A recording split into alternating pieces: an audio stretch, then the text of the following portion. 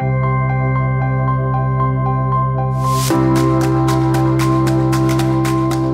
got into the broadcast business because I watched my father, who was a very successful sports broadcaster, and I saw how much fun he had. My mother tells a story that when I was 4 years old, I was talking into a spoon pretending it was a microphone. When I started in the business, it was just about the time that BCIT was starting, but it didn't have its feet on the ground yet. And my choice was get to work in Prince Rupert. It was really good training because you did everything. I did a disc jockey shift, I read the news, I covered City Hall, I did play-by-play of the Rainmakers basketball, and you worked 7 days a week and lived in a basement suite, and and it was quite an experience. I learned very early in life not to make a career path because I got opportunities that I never ever would have expected.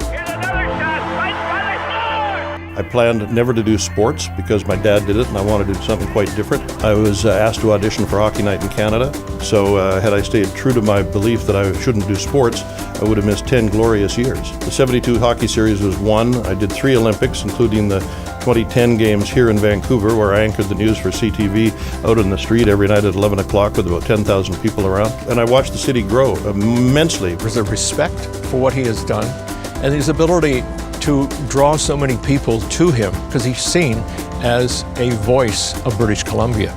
The CBC Evening News with Bill Good Jr. Good evening. I've been a part of coverage of several BC elections, several federal elections, interviewed every premier and prime minister since Pierre Elliott Trudeau, whom I interviewed as a very young man, and me being the young man, and it being quite an intimidating experience. I just like to see some of the new people coming out to be given a chance to demonstrate their skill, because there's no question in my mind that really good people are coming out of schools like BCIT. My producer the last 4 years, Jessica Garris, came out of BCIT. She's been guiding my show for the last 4 years. She's done incredibly well, and she's just one example of the quality of graduate that comes out of this institution. His background, his dedication to broadcast in every aspect, and his community relationship, what he has developed over the years in Vancouver, British Columbia, and Canada, says a lot about Bill.